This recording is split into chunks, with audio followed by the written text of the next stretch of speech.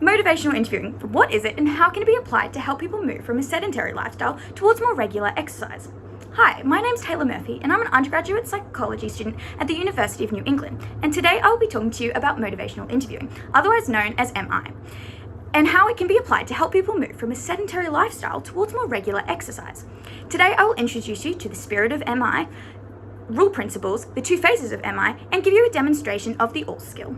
But what even is motivational interviewing, you may ask? Well, motivational interviewing is a collaborative, person-centered counseling style that strengthens an individual's own motivation and commitment to change. It was developed by William Miller and Stephen Rolnick in the early 1980s and has since become widely recognized evidence-based approach to support behavior change. But what makes MI distinct from other approaches, and why is it the best approach to help someone increase their exercise? Well, traditionally, the approach most often taken by health professionals when addressing sedentary behavior was pretty straightforward. They might simply just have told a patient, you need to exercise more, or your health is at risk if you don't become more active. And whilst this comes from a good place and sounds like it would be effective, research has actually shown that it rarely leads to effective and lasting change. This is because people naturally resist being told what to do, especially when it comes to deeply ingrained lifestyle habits. This traditional approach can actually cause the opposite to happen and make a person less likely to change, a phenomenon in MI called resistance or discord. So what should a person do instead? Well, this is where motivational interviewing comes in. Rather than prescribing change from an external perspective, MI works by exploring the person's own values, goals, and reasons for change, focusing on the idea that motivation that comes from within is far more powerful and sustainable long-term than motivation imposed on them by someone else. So instead of simply telling a client why they should exercise, someone utilizing MI would help them to discover for themselves why they might want to. Earlier I brought up that I would speak to you about the spirit of motivational interviewing. Now, the spirit of MI is not an actual technique, but rather an underlying mindset and attitude that you bring when practicing MI. In fact, some researchers even note that using MI strategies without the spirit of MI is completely ineffective. Researchers Hall, Gibb, and Lieberman describe the spirit as having three core elements: collaboration, evocation, and honoring autonomy. Collaboration, to remind practitioners that a partnership is formed between themselves and the patient, one where the patient's own expertise about themselves is both acknowledged and valued.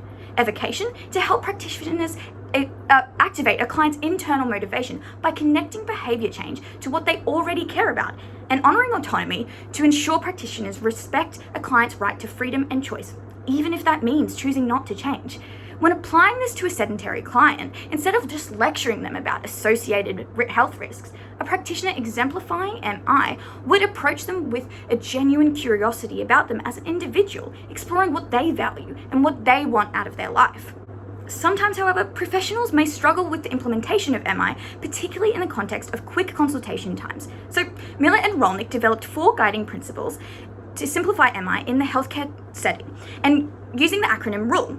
R, to resist the writing reflex, U, to understand the client's motivation, L, to listen with empathy, and E, to empower the client.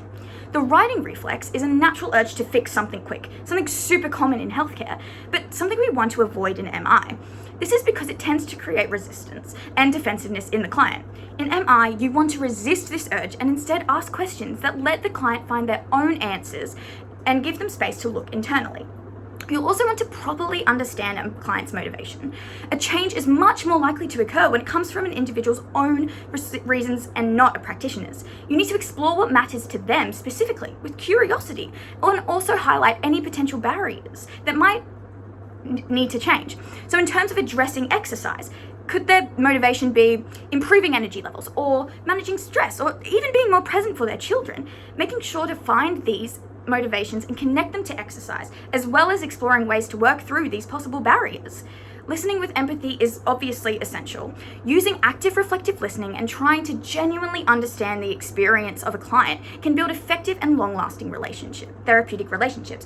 Acknowledging any ambivalence surrounding a topic without judgment is another element of this, which will help build trust and help validate a client. In MI, equal time should be spent listening and talking with a client. And finally, empowering the client. They need to believe that they are capable of change, and it is your job to help them. Highlight their strengths, affirm their past efforts, and above all, support their confidence in their own ability to change. Now, there are two distinct phases to the practical application of motivational interviewing. Phase 1 is for building motivation to change, and phase 2 is for strengthening that commitment to change. Within phase 1, the focus is on exploring and resolving ambivalence, that being the conflicted feelings of wanting to change but not always feeling ready. Phase 1 is also where all skills are most utilized and used as the foundational strategies to build rapport and understand the client's values and barriers to change. When speaking with a sedentary client, phase 1 is about helping them to articulate why becoming more active might matter to them personally. Now, phase 2 begins once motivation has already been established. So the focus is now switched to goal setting and negotiating a change plan of action. Without this goal-directed shift, both the client and the practitioner can remain stuck in a state of ambivalence and no real behavior change can occur. You must elicit a change talk by exploring not only the disadvantages of staying sedentary and the advantages of becoming more active, but also their optimism for change and their overall motivation too. One tool that could be really helpful here is the use of the importance ruler, which basically is just asking the client on a scale of 0 to 10, how important is it to you to become more active, and why is it this number and not 0? The goal of this phrase is for clients to identify their own steps and to behavior change and beginning to implement those steps. So now it's time for the practical demonstration of what MI looks like, utilizing the OR skill I spoke about earlier. And for this, I'm gonna have to explore my wardrobe. In this roleplay, I will be playing a practitioner speaking with my client who has been referred to me for long-standing sedentary lifestyle and associated health concerns. But before I do that, you might want to know what OARS actually is. Well, OARS is an acronym for the basic skills of motivational interviewing. O stands for open-ended questions, A for affirmations, R for reflections, and S for summarizing. Open-ended questions means making sure the patient does most of the talking. This gives the practitioner the opportunity to learn more about the client, including what they care about most, their values, and their overall goals. Affirmations can take many different forms, such as compliments or statements of understanding and appreciation. The goal is to help build rapport and validate clients throughout their process of change. Reflection involves rephrasing a statement back to a client that demonstrates you understand the meanings and feelings of the said statement. This encourages continued personal exploration and helps clients to understand their motivations more deeply. And finally, summarizing, which involves linking previous discussions and check-ins back with the patient. It ensures mutual understandings of the previous discussions so far and can also point out any discrepancies between the client's current situation and their future goals. Okay, so let's see it in action. So I'd love to start hearing from you. What would becoming more active mean to you? I guess I know I should be doing more, but I always feel too tired after work, and I never really know where to start. So it sounds like a part of you really wants to make a change, but the exhaustion at the end of the day makes it feel really overwhelming. Like there's not much left in the tank by the time you have the chance to exercise. Yeah, exactly. And then I feel guilty about it, which just makes everything worse.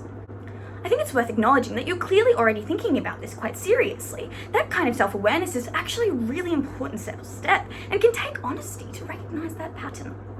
I guess I haven't really thought about it that way. So let me just make sure that I've understood everything that you've just shared. You genuinely want ways to become more active and you can see why it matters. But by the end of the day, tiredness just feels like a real barrier and the guilt that comes with not exercising is adding to that cycle. Does that sound about right? Yeah, that's pretty much it. That's really helpful. Thank you so much for sharing that. So based on everything you've just told me, what do you think might be the realistic first step for you? And scene. Now, as you just saw, not once did the practitioner explicitly tell a client what to or not to do. Instead, using the OR skill, the goal was to draw out her motivations, reflect her experience back to her, and end by empowering her to identify her own next steps. When working with sedentary clients, this approach is powerful because the motivation to change comes from within, making it far more likely to result in long-term behavior change.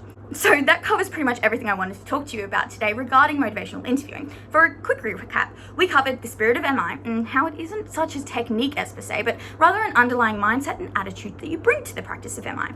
The rule principles: R for resisting the writing reflex, U for understanding a client's motivation, L for listening with empathy, and E for empowering the client.